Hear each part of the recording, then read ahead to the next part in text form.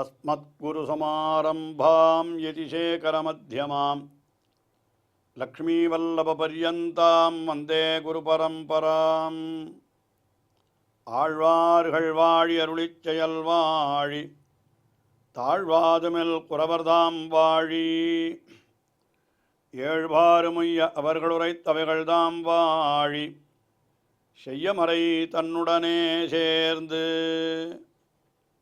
அகலகில்லே நிறையுமென் அலர்மேல் மங்கை உரைமார்பா நிகரில் புகழாய் உலகம் உன்னுடையா என்னையாழ்வானே நிகரிலமரர் முனிக்கணங்கள் விரும்பும் திருவேங்கடத்தானே புகழொன்னில்லா வடியேன் உன்னடிக்கீழமர்ந்து புகுந்தேனே அகில புவன ஜன்மஸ்தேம பங்காதிலீலே வினத விவிதபூத விராதரக்ஷைகதீக்ஷே ஸ்ருதிசரசி விதீப்தே பிரம்மணி ஸ்ரீனிவாசே பவது மம பரஸ்மின் ஷேமுழி பக்திரூபா ஸ்ரீமான் வெங்கடநாதார்யः கவிதார்க்கிககேசரி வேதாந்தாச்சார்யவர்யோ மே சந்நிதத்தாம் சதா ஹிருதி.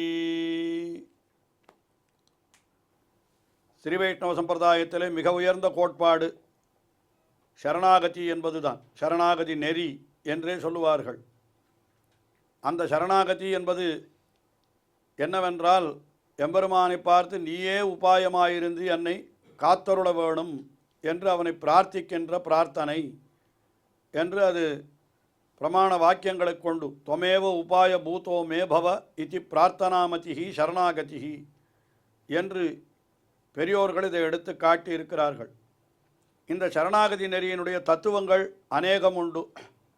அவை அனைத்தையும் நாம் தெரிந்து கொள்ள வேணும் என்பதற்காக பல ஸ்தோத்திரங்களை அருளி செய்திருக்கிறார் வேதாந்த தேசிகன். அப்படி அருளி செய்கிற பொழுது அதில் தத்துவங்கள்லாம் நமக்கு நன்றாக எளிமையாக புரியும்படியாக பல இடங்களிலே பல உதாரணங்களோடெல்லாம் விளக்கி காட்டுகிறார். அதிலே ஞாச திலகம் என்கிற ஒரு கிரந்தமானது இந்த சரணாகதியினுடைய தத்துவங்களையே நமக்கு நன்றாக விளக்குகிறது.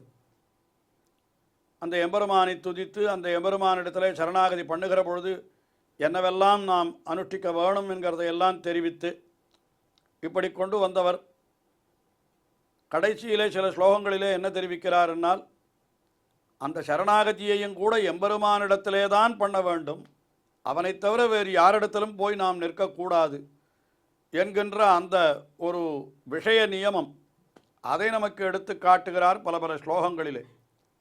அதிலே கீழே நாம் பார்த்தோம் 27, 28 ஆகிய ஸ்லோகங்களிலே பகவான் இருக்கிற பொழுது அவனை விட்டு அற்பர்களானவர்களிடத்திலே போய் நீ எனக்கு அதை கொடு இதை கொடு என்று கேட்கிற நிலை நமக்கு வரவே கூடாது என்று சொல்லுகிறார். மனிதர்களை போய் பாடவே கூடாது, மனிதர்களை போய் யாச்சிக்கவே கூடாது என்றெல்லாம் அந்த விஷயங்கள் கீழே 2 ஸ்லோகங்களிலே தெரிவிக்கப்பட்டன. இப்பொழுது 29வது ஸ்லோகம். இந்த ஸ்லோகத்தில் என்ன தெரிவிக்கிறார்? அப்போ மனிதர்களைத்தானே பாடக்கூடாது, இதர தெய்வங்கள் பல பேர் இருக்கிறார்களே, அவர்களெல்லாம் மனிதர்களைப் போல அல்லவே, அவர்களை காட்டிலும் சற்று உயர்ந்தவர்கள் தானே. அப்படி இருக்கிற பொழுது அவர்களிடத்தில் போய் நின்றால் என்ற கேள்வி எழுகிறது அல்லவா. பகவான் திருமன் நாராயணன் இருக்கிற பொழுது அவனை தவிர வேறு யாரையும் போய் நாம் வணங்குவதில்லை என்ற உறுதி, அதுதானே ஸ்ரீ வைஷ்ணவர்களுக்கே உரியதானது. அது திருவில்லா தேவரை தேரேல் மின் தேவு என்று ஸ்பஷ்டமாக திருமழிசை ஆழ்வார் அருளி செய்திருக்கிறார். அதனால் எம்பெருமானை தவிர வேறு யாரையும் பற்றாதிருத்தல் என்கின்ற அந்த உறுதி, அதை இந்த 29வது ஸ்லோகத்திலே தெரிவிக்கிறார்.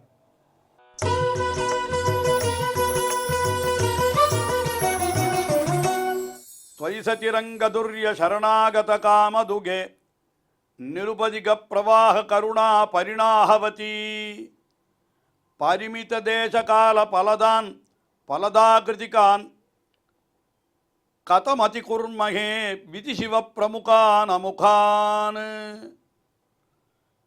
துவைசதி ரங்கதுர்ய, ரங்கநாதனே நீ இருக்கிற பொழுது உன்னை விட்டு எப்படி நான் மற்ற தெய்வங்களை பற்றுவேன் என்று சொல்கிறார். நீ எப்படிப்பட்டவன்? சரணாகத காமதுகே, சரணாகதி பண்ணினவன் எவனோ அவனுக்கு அப்படியே காமதேனுவை போலே அவன் வேண்டியதையெல்லாம் கொடுக்கறது. அவனுக்கு என்ன வேணுமோ அது அத்தனையும் கொடுக்கறது. அவனுக்கு விருப்பமானது அத்தனையும் கொடுக்கக்கூடியவன் நீ. யார் உன்னை சரணம் அடைகிறார்களோ அவர்களுக்கு விரும்பியதையெல்லாம் அப்படியே பொழிகிறவன் நீ என்று சரணாகத காமதுகே தொய் சதி நிருபதிக பிரவாக கருணா பரிணாகவதி. அதாவது நிருபதிக என்னால் என்ன, காரணமே இல்லாமல் இயற்கையாகவே இன்னருள் அந்த எம்பெருமானுக்கு சுரக்கிறது. அதாவது ஒரு காரணத்தினாலே சுரக்கிறது என்று சொன்னால் அப்பொழுது காரணம் இருக்கிறவர்களுக்குத்தான் இது கிடைக்கும் என்று தோன்றிவிடும். ஆனால் எம்பெருமான் எப்படிப்பட்டவன், நிருபதிக பிரவாக, அந்த நிர்ஹேதுக கிருபா என்பதையும் இங்கே எடுத்து காட்டுகிறார் என்றே கொள்ளலாம். கருணா பரிணாகவதி, உன்னுடைய கருணையானது, அந்த கருணை பெருக்கானது இயற்கையாகவே இருக்கிறது உனக்கு. அப்படிப்பட்ட நீ இருக்கிற பொழுது உன்னை விட்டு நான் மற்றவர்களை பற்ற மாட்டேன். மற்றவர்களெல்லாம் எப்படிப்பட்டவர்கள் என்ன, பரிமித தேச கால பலதானு, அவளெல்லாம் பரிமித தேசம் பரிமித காலம், அதாவது குறிப்பிட்ட தேசத்தில் மட்டும்தான் அவர்கள் கொடுக்கக்கூடிய பலனை அனுபவிக்க முடியும். குறிப்பிட்ட காலத்தில் மட்டும்தான் அவர்கள் கொடுக்குற பலனை மற்ற தெய்வங்கள் இடத்துல போனோமானால் அது கொடுக்குற பலமெல்லாம் என்னன்னா அது அந்தவத்து பலன் தேஷாம் தத்பவத் அல்பமேதசாம். பகவத்கீதையிலே கண்ணபிரானே தெரிவித்திருக்கிறார். என்ன தெரிவித்திருக்கிறான், மற்ற தேவதைகளிடத்திலே போய் ஒருத்தன் பலனை பெற்றானால் அது என்ன ஆகிறதுன்னு கேட்டால் அந்தவத்து தூ பலன் தேஷாம். அந்தவத்து என்னால்னா ஒரு முடிவை உடையது அந்த பலன்கள் எல்லாம். ஏன் என்றால் அந்த தேவதைகளே அழியக்கூடிய தேவதைகள் தானே. மகாபிரளயம் என்று ஏற்படுகிற பொழுது பகவானை தவிர மற்றது, பரமபதத்தை தவிர மற்றதெல்லாம் அழிந்து விடுகிறது அல்லவா. பரமபதத்திலே உள்ளவர்கள் பரமபதம் பகவான், இவர்களை தவிர அந்த மகாபிரளயத்தில் எல்லாம் ஒன்றும் தேவும் உலகம் உயிரும் மற்றும் யாதும் இல்லாவன்று என்று சொல்லும்படியாக ஏகோகவை நாராயண ஆசீத். அந்த சமயத்தில் என்ன ஆகிறது, ந பிரம்மா, பிரம்மாவும் இல்லை, அழிந்து விடுகிறான். ந ஈசானஹா, ருத்ரனும் இல்லை, அவனும் அழிந்து விடுகிறான். அதற்கு மேலே இன்னும் சொல்லுகிறது நேமே தியாவா பிருத்திவி, எல்லாம் இந்த பூமி ஆகாசம் எல்லாம் பூதங்களெல்லாம் அழிந்து விடுகின்றன. அப்போ என்ன தெரிகிறது, அவர்களே கூட ஒரு குறிப்பிட்ட காலம் வரை தான் இருக்கிறார்கள். அந்த குறிப்பிட்ட காலம் ஆகிவிட்டதானால் அவர்களுக்கும் அழிவு ஏற்பட்டு விடுகிறது. அப்போ அவர்களுக்கே, தெய்வங்களுக்கே அழிவு ஏற்படுகிறதுன்னு சொன்னால் அவர்கள் கொடுக்கக்கூடிய பலன் எப்படி இருக்கும், அதுவும் அழியக்கூடிய பலன் தான் அது. அதனால்தான் அந்தவத்து பலன் தேஷாம் தத்பவத்யல்பமேதசாம் மாமேவையே பிரபத்யந்தே மாயாமேதாம் தரந்திதே என்று கீதையிலே சொல்லுகிற பொழுது என்னையே எவன் சரணம் பத்துகிறானோ அவன்தான் இந்த மாயைகளெல்லாம் கடந்து அழியாத பலனை பெறுவான் என்று அது பகவத்கீதையிலே தெரிவிக்கிற விஷயம் அது. அதைத்தான் இங்கே பரிமித தேச கால பலதான். அவள் கொடுக்கக்கூடிய பலனெல்லாம் எப்படிப்பட்டது, பரிமித தேச காலம், அளவுபட்ட தேசம், அளவுபட்ட ஒரு குறிப்பிட்ட தேசத்தில் அவர்கள் கொடுத்த பலன் நமக்கு பலிக்கும், குறிப்பிட்ட காலத்தில் பலிக்கும். அது தேசம் மாறிட்டாலோ காலம் மாறிட்டாலோ அந்த பலனும் போயிடும். ஆனால் பார்க்கிற பொழுது எப்படி இருக்குன்னா பலதா கிருத்திகான், அது எப்படி இருக்குது, நல்ல பலனை தருபவர் போல தோன்றுகிறார்கள், உயர்ந்த பலனை தருபவர் போல தோன்றுகிறார்கள். அப்படிப்பட்டவர்கள் யார் என்றால் விதி சிவ பிரமுகான் அமுகான். அவர்களெல்லாம் எப்படிப்பட்ட, விதி சிவன் என்று சொல்லுகிறார். விதி என்னால் பிரம்மா, சிவன் ருத்ரன், இவர்களெல்லாம் எப்படிப்பட்டவர்கள் என்னால் அந்த அமுகான். அப்படிப்பட்டவர்களை போய் கதம் அதிகுர்மகே, எப்படி நான் சென்றடைவேன்.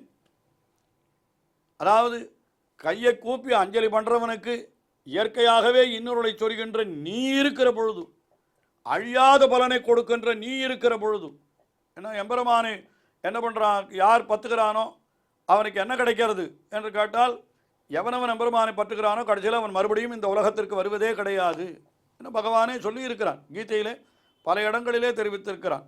மாமேவையே பிரபத்தியந்தே மாயாமேதாம் தரந்தித்தே, என்னை வந்து அடைவர்கள் மறுபடியும் திரும்புவதில்லை என்று பகவத்கீதையில் தெரிவித்திருக்கிறான். அப்படிப்பட்ட உயர்ந்த பலனை கொடுக்கின்ற நீ இருக்கிற பொழுதோ அற்ப பலன்கள் கொடுக்கக்கூடிய இந்த தேவதைகளை போய் நான் எப்படி அடைவேன், நிச்சயமாக அந்த தேவதைகளை நான் ஏறெடுத்தும் பார்க்க மாட்டேன் என்பதாக இந்த ஸ்லோகத்திலே அருளி செய்கிறார்.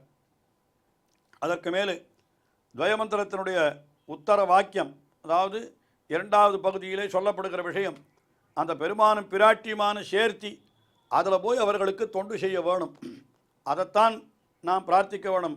அந்த ஸ்ரீமதே நாராயணாய நமஹா என்கின்ற வார்த்தைக்கு என்ன பொருள் என்றால், நீயும் பிராட்டியுமான சேர்த்தியிலே உங்களுடைய மகிழ்ச்சிக்காக எல்லா விதமான கைங்கரியங்களையும் நான் செய்யப்பெறுபவனாக ஆக வேணும் என்கிறது தான்.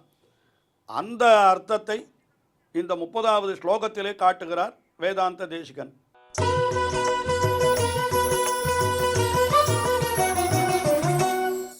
ஓமித்யுபகம்ய ரங்கநிருபதே அனன்யோசிதாம் சேஷதாம் ஸ்வாதந்திரியாதிமயிமபோஹ்ய மகதீம் ஆத்யாமவித்யாஸ்திதம் நித்யாசங்கிய விசீமபூதி குணயோः யாயாமனாயாசதः சேவா சம்பதமிந்திரேஷ யுவயோः ஐகாந்திகாத்யந்திகீம். எம்பெருமானை பார்த்து சொல்லுகிறார், ஹே ரங்கநிருபதே அப்படின்னு. இந்திரேஷா, இந்திரேஷா என்னால் பெரிய பிராட்டியாருக்கு நாயகன் அப்படின்னு சொல்கிறார். அது எம்பெருமானுக்கு பண்ணக்கூடிய அடிமை. அது எப்படின்னா அனன்யோசிதாம் சேஷதாம், வேறு யாருக்கும் உரியது அல்லாதது. அது அனன்யோசிதாம் சேஷதாம், பிறர் விஷயத்தில் பொருந்தாததாக இருக்கக்கூடியது, எம்பெருமானுக்கு மட்டுமே பொருந்தக்கூடியது. அப்படிப்பட்ட கைங்கரியம் ஓம். அந்த கைங்கரியத்தை ஓமித்யப்யுபகம்யா, ஓம் என்னாலுன்னா அப்படியே ஆகட்டும். தமிழிலே ஆம் என்று சொல்லுகிறோமே, அது சம்ஸ்கிருதத்திலே ஓம் என்கிற சப்தத்தாலே சொல்லப்படுகிறது. அதனால் ஓமித்யப்யுபகம்யா, அதை அப்படியே என்று ஏற்றுக்கொண்டு நான் என்ன பண்ணுகிறேன், சுவாதந்திரியாதிமயீம் ஆத்யாம் மகதீம் அவித்யாஸ்தித. இத்தனை நாளாக எனக்கு அந்த சுவாதந்திரியம், எனக்கு நானே எஜமானன், நான் யாருக்கும் அடிமைப்படாதவன், நான் சுதந்திரத்தன்மை உடையவன் என்றெல்லாம் இருந்தது நெடுங்காலமாக. அப்படி இருந்த அந்த அஜ்ஞானமாகிற நிலைமை அதையெல்லாம் அப்போஹ்யா ஒழித்து, நன்றாக ஒழித்து, அதற்கு பிறகு என்ன பண்ண வேண்டும், கைங்கரியம் எம்பெருமானுக்கும் அந்த பிராட்டிக்கும் சேர்த்து பண்ண வேண்டும். அந்த கைங்கரியத்தை பற்றி சொல்லுகிறார். நித்யாசங்கிய விசூமி பூதி குணயோஹோ யுவயோஹோ, அதாவது நித்தியமாய் எண்ணற்றதாக இருக்கிறது, எல்லையற்றதாக இருக்கிறது. அப்படிப்பட்ட விபூதி செல்வங்களை உடையவனாய் இருக்கிறவா யாருன்னா யுவயோஹோ, நீயும் பிராட்டியுமான சேர்த்தி, நீங்கள் இருவர். அந்த உங்கள் இருவருக்கும் ஐகாந்திக ஆத்யந்திகீம் சேவாம், உங்களுக்கு இருவருக்கு மட்டுமே செய்யக்கூடியதாக இருக்கணும். அது ஐகாந்திகம் என்னாலன்னா அவனை தவிர வேறு ஒருவருக்கும் அல்ல. அந்த பெருமானும் பிராட்டியுமான தம்பதிகளை தவிர வேறு யாருக்கும் உரியதல்லாதது அது. அப்படிப்பட்ட ஆத்யந்திகீம் சேவா சம்பதம், இந்த சேவை என்கிறது இருக்கிறதே, தொண்டு செய்யக்கூடிய பேர், அது ஒரு பெரிய செல்வம். அது கைங்கரிய செல்வம். அந்த கைங்கரிய செல்வத்தை நான் அனாயாசதா யாயாம், அனாயாசமாக எந்தவித சிரமம் படாமல் நான் பெரும்படியாக நீ அனுகிரகத்தை பண்ண வேண்டும். அதாவது என்ன, உனக்கே செய்யக்கூடிய தொண்டை இயற்கையினருடைய உடையவனான நீயே எனக்கு கொடுக்க வேண்டும். நீயும் பிராட்டியுமான சேர்த்தியிலே நான் அந்த கைங்கரியத்தை உங்களுக்கு செய்ய வேண்டும் என்று அந்த எம்பெருமானிடத்திலே எம்பெருமானும் பிராட்டியுமான சேர்த்தியிலே இருவரையும் உபேயமாக கொண்டு அவர்களுக்கு செய்யக்கூடிய தொண்டு என்கிறான், அதை எனக்கு நீ கொடுக்க வேணும் என்று அந்த எம்பெருமானை பிரார்த்தித்துக் கொள்ளுகிறார். இது அதாவது சரணாகதி மந்திரமான துவயமந்திரம். அந்த துவயமந்திரத்தினுடைய 2வது வாக்கியத்தில் என்ன அர்த்தம் தெரிவிக்கப்படுகிறதோ அதைத்தான் இந்த ஸ்லோகத்திலே வேதாந்த தேசிகன் அருளி செய்கிறார் என்றே நாம் கொள்ளலாம். இப்படி உயர்ந்த அர்த்தங்களை தெரிவிக்கிறார். இன்னும் தொடர்ந்து அனுபவிப்போம். ஸ்ரீயக்காந்தாய கல்யாண நிதயே நிதயேர்த்தினாம் ஸ்ரீவேங்கட நிவாசாய ஸ்ரீனிவாசாய மங்களம். ஸ்ரீமத் சுந்தர ஜாமாதிர் முனிமானசவாசினே சர்வலோக நிவாசாய ஸ்ரீனிவாசாய மங்களம்.